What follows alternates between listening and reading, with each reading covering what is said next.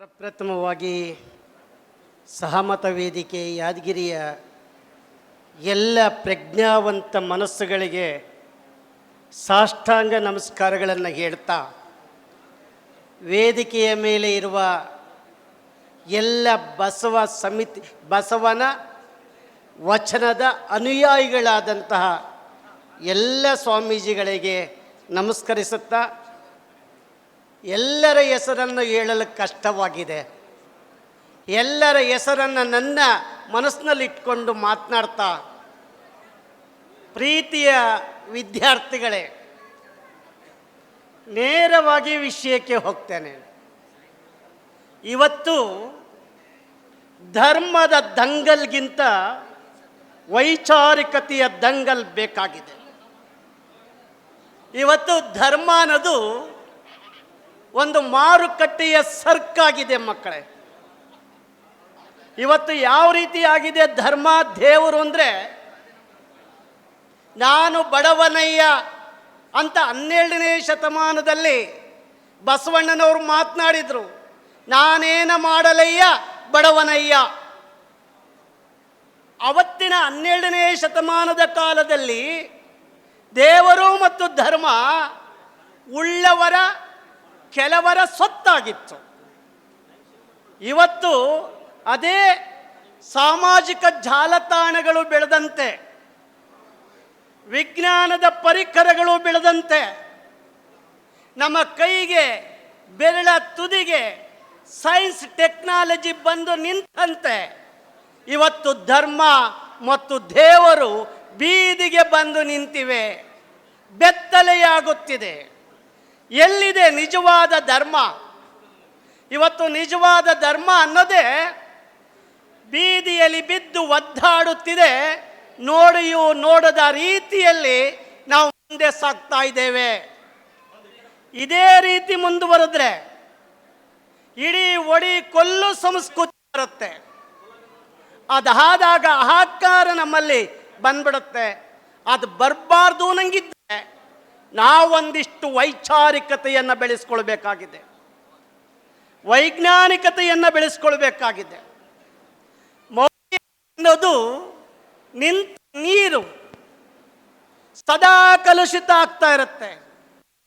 ವೈಚಾರಿಕತೆ ಸದಾ ಚಲಿಸುವ ನೀರು, ತನ್ನ ಬದಲಾವಣೆ ಮಾಡಿಕೊಳ್ತಲೇ ಇರುತ್ತೆ.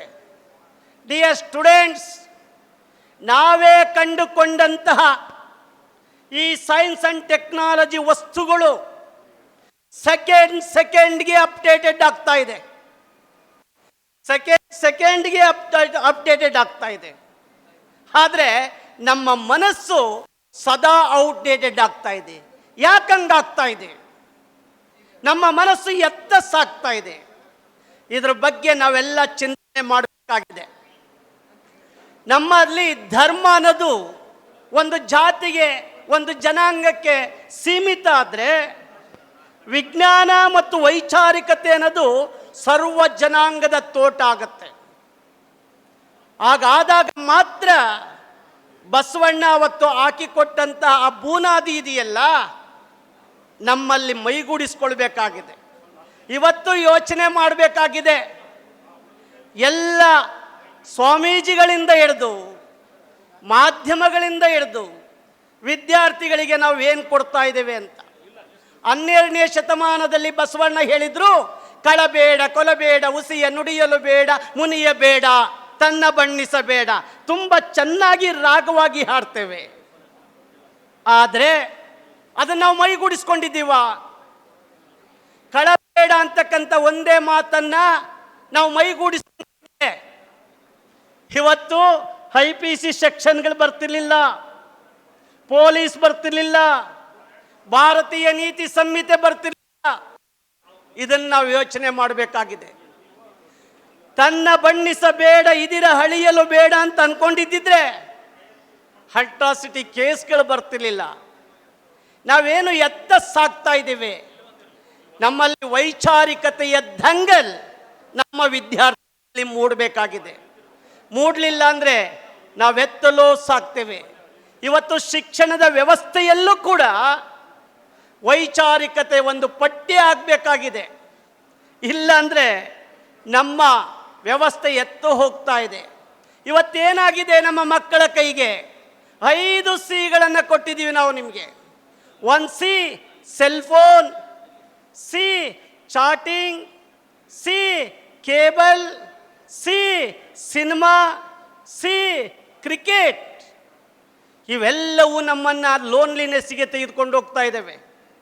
ವಿಜ್ಞಾನ ಬೆಳೆದಂತೆ ಯೋಚನೆ ಮಾಡಿ ಮಕ್ಕಳೇ, ಕತ್ತಲೆಯಲ್ಲಿದ್ದಂಥ ದೆವ್ವಗಳು ನಿಯಾನ್ ದೀಪಗಳು ಬಂದೇಟ್ಗೆ ಮಾಯ ಆಗಿವೆ.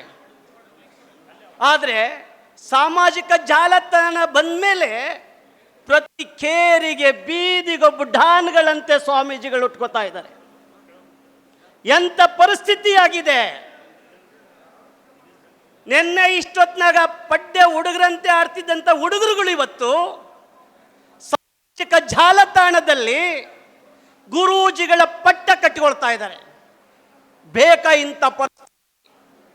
ಯೋಚನೆ ಮಾಡಿ ಪ್ರೀತಿಯ ವಿದ್ಯಾರ್ಥಿಗಳೇ, ನೀವು ಜಾಗೃತಿ ಆಗಲಿಲ್ಲ ಅಂದರೆ ನೋಡಿ, ನಾನು ನಿಮ್ಮನ್ನು ಈ ಬಟ್ಟೆ ಅಂತ ತಿಳ್ಕೊಳ್ತೀನಿ, ಈ ಬಟ್ಟೆ ನೀವು ಅಂತ ತಿಳ್ಕೊಳ್ತೀರಿ. ನಿಮ್ಮಲ್ಲಿ ವಿಶ್ಲೇಷಣೆ ಬರಲಿಲ್ಲ ಅಂದರೆ, 5I ಬರಲಿಲ್ಲ ಅಂದರೆ, ಬಸವಣ್ಣನ 12ನೇ ಶತಮಾನದಲ್ಲಿ ವೈಚಾರಿಕತೆ ಆ ವೈ ಅನ್ನೋದು ನಿಮ್ಮಲ್ಲಿ ಬರಲಿಲ್ಲ ಅಂದರೆ ನೀವೇನಾಗ್ತೀರಿ? ನಾಳೆ ನಮ್ಮನ್ನೇ ನಾವು ಕಳ್ಕೊಳ್ಬೇಕಾಗಿದೆ. ಹೇಗೆ? ಖಾಲಿ ಕೈ ಇದೆ, ಈ ಬೆರಳನ್ನು ಮಡಿಸ್ತಾ ಇದ್ದೀನಿ, ಆ ಬೆರಳುಗಳ ಒಳಗಡೆಗೆ ನಿಮ್ಮನ್ನು ಶಾಲೆಗಳ ಒಳಗಡೆ ಸೇರಿಸ್ದಂಗೆ ನಿಮ್ಮನ್ನು ಇಲ್ಲಿ ಸೇರಿಸಿದ್ದೀವಿ. ನೀವು ಪ್ರಶ್ನೆ ಮಾಡಲಿಲ್ಲ, ವಿಚಾರ ಮಾಡಲಿಲ್ಲ, ತರ್ಕ ಮಾಡಲಿಲ್ಲ, ವಿಶ್ಲೇಷಣೆ ಮಾಡಲಿಲ್ಲ ಅಂದರೆ ನಿಮ್ಮಂಥ ಈ ವಿದ್ಯಾರ್ಥಿಗಳು ಹೇಗಾಗ್ತೀರಿ ಅಂದರೆ ಈ ಜಗತ್ತಿನಿಂದ ಮಾಯ ಆಗ್ತೀರಿ. ಈ ಜಗತ್ತಿನಿಂದ ಮಾಯ ಆಗ್ತೀರಿ. ಬಟ್ಟೆ ಹೇಗೆ ಮಾಯ ಆಯಿತು ಹಾಗೆ ನೀವು ಮಾಯ ಆಗ್ಬಿಡ್ತೀರಿ. ಎಲ್ಲ ಮಾಯ ಆಗಬೇಕಾಗತ್ತೆ. ಬೇಡ. ಇಲ್ಲಿ ಈ ವಿಜ್ಞಾನ, ಈ ವೈಜ್ಞಾನಿಕತೆ ಏನು ಕೊಡುತ್ತೆ ನಮಗೆ? ಪ್ರಶ್ನೆ ಮಾಡುವ ಮನೋಭಾವ ಕೊಡುತ್ತೆ, ವಿಶ್ಲೇಷಣೆ ಮಾಡುವ ಮನೋಭಾವ ಕೊಡುತ್ತೆ, ವಿಚಾರ ವಿನಿಮಯ ಮಾಡುವ ಮನೋಭಾವ ಕೊಡುತ್ತೆ, ತನ್ನನ್ನು ತಾನು ಬದಲಿಸುವ ಮನೋಭಾವ ಕೊಡುತ್ತೆ. ಆಗ ಇವೆಲ್ಲ ಗುಣಗಳನ್ನು ಬೆಳೆಸ್ಕೊಂಡಾಗ ಮತ್ತೆ ನೀವು ಯಾರಿರಲಿ ಇಲ್ದೆಲ್ಲ ಇರಲಿ, ನಿಮ್ಮೆಲ್ಲರ ಮಧ್ಯೆ ಮತ್ತೆ ಈ ಜಗತ್ತಲ್ಲಿ ಈ ಬಟ್ಟೆ ಹೇಗೆ ಹೊರಗಡೆ ಬರುತ್ತೆ ಹಾಗೆ ಪ್ರಜ್ವಲಿಸ್ತೀರಿ. ನೀವೆಲ್ಲರೂ ಕೂಡ ಮಾನವಾಗಿರಬೇಕಾಗತ್ತೆ. ಪ್ರಶ್ನೆ ಮಾಡುವ ಮನೋಭಾವವನ್ನು ಇಟ್ಕೊಳ್ಬೇಕಾಗತ್ತೆ. ಇದೇನು ಅಲ್ಲ, ಒಂದಿಷ್ಟು ಚಿಂತನೆ, ಸಮಯ ಕೊಡಬೇಕು. ಈ ಬಟ್ಟೆ ಹಾಕಿ ಸತ್ಯ, ನೀವು ನೋಡ್ತಾ ಇರೋ ಸತ್ಯ ನಿಮ್ಮ ಮುಂದೆ ಇದೇ ತೆಗೆದುಬಿಟ್ಟು ಇಲ್ಲಿ ಮಾಯ ಮಾಡ್ತಾರೆ. ಯಾದಗಿರಿಲಿ ಹಿಂಗೆ ಮಾಯ ಮಾಡೋ ಜನಗಳು ತುಂಬ ಇದ್ದಾರೆ, ಪವಾಡ ಪುರುಷರು ತುಂಬ ಇದ್ದಾರೆ, ಡೋಂಗಿಗಳು ತುಂಬ ಇದ್ದಾರೆ. ಬಹಳ ಜಾಗೃತಿ ವಹಿಸಿ ನೋಡಿ. ಎಲ್ಲೂ ಮಾಯ ಆಗಿಲ್ಲ. ನಿಮ್ಮನ್ನು ಮೋಸ ಮಾಡುವ ಒಂದು ದಂಧೆ ಇದೆ, ಮೌಢ್ಯತೆಗೆ ಕರ್ಕೊಂಡು ಹೋಗುವಂಥ ಒಂದು ದಂಧೆ ಇದೆ. ನಾವು ಈ ಬೆರಳನ್ನು ಮಡಚಿದ ಸತ್ಯ, ನೀವು ನೋಡ್ತಾ ಇರೋ ಸತ್ಯ, ಅದರೊಳಗಡೆ ಈ ಬಟ್ಟೆ ಹಚ್ಚಿದ್ದು ಸತ್ಯ. ಆ ಬಟ್ಟೆ ಎಲ್ಲೂ ಹೋಗಿಲ್ಲ, ಇಲ್ಲೊಂದು ಪ್ಲಾಸ್ಟಿಕ್ ಬೆರಳಿರುತ್ತೆ, ಅದರೊಳಗಡೆ ಹೋಗಿ ಸೇರಿಕೊಂಡಿರುತ್ತೆ. ಈ ರೀತಿ ನಾನು ಈ ಯಾದಗಿರಿಯವರು ಕರೆದಾಗ ತುಂಬ ಖುಷಿಯಾಗಿ ಬಂದಿದ್ದೇನೆ. ಡಿಸೆಂಬರ್ 29, 30 ಎಲ್ಲ ಸ್ವಾಮೀಜಿಗಳಲ್ಲಿ ಮನವಿ ಮಾಡಿಕೊಳ್ತೇವೆ. ವೈಜ್ಞಾನಿಕತೆಯ ವೈಜ್ಞಾನಿಕ ಸಮ್ಮೇಳನ ಕನಿಷ್ಠ 50,000 ವಿದ್ಯಾರ್ಥಿಗಳ ಸಮಾವೇಶ ಇಲ್ಲಿ ನಡೆಯುತ್ತೆ. ಪ್ರತಿ ವರ್ಷ ನಾವು ನಡೆಸ್ಕೊಂಡು ಬಂದಿದ್ದೀವಿ. ದಯವಿಟ್ಟು ಎಲ್ಲ ಚರಗರ ಸ್ವಾಮೀಜಿಗಳು ಇದಕ್ಕೆ ಸಾಕ್ಷಿಯಾಗಬೇಕು ಅಂತ ಹೇಳ್ತಾ, ಪ್ರೀತಿಯ ವಿದ್ಯಾರ್ಥಿಗಳೇ, ನಿಮ್ಮ ಪ್ರಶ್ನೆಗಳಿಗೆ ನಾವು ಉತ್ತರವನ್ನು ಕೊಡಲಿಕ್ಕೆ ತಯಾರಾಗಿದ್ದೇವೆ. ಅದಕ್ಕಿಂತ ಮುಖ್ಯವಾಗಿ ಇಲ್ಲಿರುವ 2 ಮೌಢ್ಯತೆಯನ್ನು ನಿಮ್ಮ ಮುಂದೆ ಬಿತ್ತರ ಮಾಡಲಿಕ್ಕೆ, ನಾಯ್ಕಲ್ಲಲ್ಲಿ ಒಬ್ಬ ಸ್ವಾಮೀಜಿಯವರು, ಅಂದರೆ ಎಲ್ಲ ಸ್ವಾಮೀಜಿಗಳು ಅಂತಲ್ಲ, ಒಬ್ಬ ಡೋಂಗಿ ಸ್ವಾಮೀಜಿ ನಾಯ್ಕಲ್ಲಲ್ಲಿ ಜಾಲಿಯ ಮುಳ್ಳುಗಳ ಮೇಲೆ ಕುಣಿತಿದ್ರು. ಜನ ಎಲ್ಲ ಅಲ್ಲಿ ಬಂದು ಕೇಕೆ ಹಾಕ್ತಿದ್ರು, ಕಾಲಿಗೆ ನಮಸ್ಕಾರ ಮಾಡ್ತಿದ್ರು. ನಮ್ಮ ಅಂಬೇಡ್ಕರ್ ಯುವಕ ಸಂಘದವರು ನನ್ನನ್ನು ಅಲ್ಲಿ ಕರೆಸಿದ್ರು. ಅವರು ಹೇಗೆ ಕೂತ್ಕೊಂಡು ಜಾಲಿ ಮುಳ್ಳ ಮೇಲೆ ಕುಣಿತಿದ್ರು ಅದೇ ರೀತಿ ಕುಣಿದು ಅದರಿಂದಿರುವ ಒಂದಿಷ್ಟು ವಿಜ್ಞಾನ ಹೇಳಿದ್ಕೆ ಅವತ್ತು ಕಿತ್ತಂಥ ಆ ಜಾಗದಲ್ಲಿ ಇದ್ದಂಥ ವ್ಯಕ್ತಿ ಇಲ್ಲಿಂದ ಮರೆಯಾದರೂ ಮತ್ತೆ ಇಲ್ಲಿಗೆ ಬಂದಿಲ್ಲ. ಜಾಲಿಯ ಮುಳ್ಳಿನ ಹಿಂದೆ ಏನು ಸತ್ಯ ಇದೆ ಅನ್ನೋದನ್ನ ವಿಜ್ಞಾನ ಹೇಳ್ಕೊಡುತ್ತೆ. ಇನ್ನೂ ಒಂದು ಮುಂದೆ ಹೇಳ್ತೇನೆ. ಇಲ್ಲೇ ಸೇಡಮ್ಮಲ್ಲಿ ಮಕ್ಕಳ ತಿಳ್ಕೊಳ್ಳಿ, ಇದಕ್ಕಿದ್ದಂಗೆ ಬಾಕ್ಲಾಕೊಳ್ತಿತ್ತು. ಒಬ್ಬ ಪ್ರೆಗ್ನೆಂಟ್ ಸತ್ತೋಗ್ಬಿಟ್ರು. ಒಬ್ಬ TV9 ಕ್ಯಾಮ್ರಾಮ್ಯಾನ್ ಎದುರಿಕೊಂಡು ಸೈಕೋ ಆಗ್ಬಿಟ್ರು. ಒಳಗಡೆ ಯಾರು ಇದ್ದಾರಾ? ಇಲ್ಲ. ಹೊರಗಡೆ ಇದ್ದಾರಾ? ಇಲ್ಲ. ಇದಕ್ಕಿದ್ದಂಗೆ ಬೀಗ ಹಾಕ್ಕೊಳ್ತಿತ್ತು, ಬಾಕ್ಲಾಕೊಳ್ತಿತ್ತು. ಟಿವಿಯಲ್ಲಿ ಬಂತು, ಇದ್ದಕ್ಕಿದ್ದಂತೆ ಬಾಗಿಲು ಹಾಕಿಕೊಳ್ಳುವ ಅಗೋಚರವಾದ ಶಕ್ತಿ ಇದೆ ಅಂತ ಹೇಳಿ ಟಿವಿಯಲ್ಲಿ ಹೀಗೂ ಉಂಟೆ ಬಂತು. ಆಗ ನಾವು ಬಂದು ಪರೀಕ್ಷೆ ಮಾಡಿದಾಗ ಒಳಗಡೆ ಕೂತ್ಕೊಂಡಾಗ ನಾನು ಕೂತ್ಕೊಂಡಿದ್ರೂ ಕೂಡ ಬಾಕ್ಲಾಕೊಳ್ತು. ಓಡಿ ಹೋದ್ರು ಕ್ಯಾಮ್ರಾಮ್ಯಾನ್ ಎಲ್ಲ. ಆಗ ನಾನು ಪರಿಶೀಲನೆ ಮಾಡಿದ್ದು, ಹೊರಗಡೆಯಿಂದ ಗಾಳಿ ಒಳಗಡೆ ತಬ್ಬಿದಾಗ, ಆ ಕಡೆಯ ಗಾಳಿ ಒಳಗಡೆ ತಬ್ಬಿದಾಗ ಬಾಕ್ಲು ಹಿಂದೆ ಮುಂದೆ ಆಗ್ತಿದ್ದು, ಆ ಚಿಲ್ಕ ತನ್ನಷ್ಟಕ್ಕೆ ತಾನೇ ನೈಯಸ್ಸಾಗಿ ಒಳಗಡೆ ಬಾಕ್ಲಾಕೊಳ್ತಿದ್ದು ಅಂತ ಹೇಳಿ ತೋರಿಸ್ಕೊಟ್ಟಿದ್ದೇನೆ. ಇನ್ನೂ ಒಂದು ನಾನು ನಿಮ್ಮ ಮುಂದೆ ಹೇಳಲಿಕ್ಕೆ, ಸುರಪುರದಲ್ಲಿ ನಿಮಗೆ ಗೊತ್ತಿದೆ, ಇದಕ್ಕಿದ್ದಂಗೆ ಊರಿಗೆ ಊರೇ ಮೆದೆ ಬೆಂಕಿ ಹತ್ಕೊಳ್ತಿತ್ತು. ಇಡೀ ಊರು ಜನ ಬಿಟ್ಟಿದ್ರು. ಸುರಪುರದಿಂದ 4 ಕಿಲೋಮೀಟರ್ ದೂರದಲ್ಲಿ ಮಕ್ಕಳ ತಿಳ್ಕೊಳ್ಳಿ, ಅಲ್ಲಿ ಒಬ್ಬ ಮಂತ್ರವಾದಿ ಬಂದು ಹೇಳಿದ್ರು, ಈ ಊರಿಗೆ ಮಾಟ ಮಂತ್ರ ಆಗಿದೆ, ವಾಮಾಚಾರ ಆಗಿದೆ, ಸಾಮೂಹಿಕ ಸನ್ನಿಗೆ ಒಳಗಾಗಿದ್ರು. ನಾನು ಅಲ್ಲಿ ಹೋಗಿ ನಿಂತ್ಕೊಂಡು SP ಅವರು ಕರೆದಿದ್ರು. ನೀರಿನ ಟ್ಯಾಂಕಿನ ಮೇಲೆ ಕೂತ್ಕೊಂಡು ಬೆಳಗಿನ ಜಾವ ನೋಡ್ತಾ ಇದ್ದಾಗ ಒಬ್ಬ ಚಿಕ್ಕ ಹುಡುಗ ಒಂದು ಚಂಬಿಡ್ಕೊಂಡು ಬಂದು ಬಹಿರ್ದಶೆಗೆ ಹೋಗಿ ಅವನೇ ಬೆಂಕಿ ಹಚ್ಚಿ ಹೋಗ್ತಿದ್ದ. ಕಾರಣ ಏನು ಅಂತ ಹೇಳಿ ಮೂಲ ಹುಡುಕೊಂಡು ಹೋದಾಗ ಎರಡು ಧರ್ಮದ ನಡುವೆ ನಡೀತಕ್ಕಂಥ ದಂಗಲ್ಗಳು, ಜಾತಿಯ ನಡುವೆ ನಡೀತಕ್ಕಂಥ ದಂಗಲ್ ಅಂತ ಗೊತ್ತಾಯಿತು. ನಾನೇನಾರ ಅದನ್ನು ಬಯಲು ಮಾಡಿದರೆ ಇನ್ನೊಂದಿಷ್ಟು ಗಲಾಟೆಗಳು ನಡೆಯಿತು. ಇನ್ನೂ ಒಂದು ಹೆಜ್ಜೆ, ಯಾದಗಿರಿಯಲ್ಲಿ ರೂಪ ಅಂತ SP ಇದ್ದರು. ಆ SP ಅವರು ನಮ್ಮ ಈ ವಿಶ್ವಣ್ಣ ಅವರ ಟೀಮ್ ನನ್ನನ್ನು ಮಲ್ಲಹಳ್ಳಿಗೆ ಅಂತ ಹೇಳಿ ಇಡೀ ರೈತ ಸಮುದಾಯ ನಿಂತಿತ್ತು. ಆ ಮನೆಯಲ್ಲಿ ಇದಕ್ಕಿದ್ದಂಗೆ ಬೆಂಕಿ ಹತ್ಕೊಳ್ತಿತ್ತು, ಮೈ ಮೇಲೆ ಬಟ್ಟೆ ಹರ್ಕೊಳ್ತಿತ್ತು, ಇದಕ್ಕಿದ್ದಂಗೆ ಕುಂಕುಮ ಬೀಳ್ತಿತ್ತು.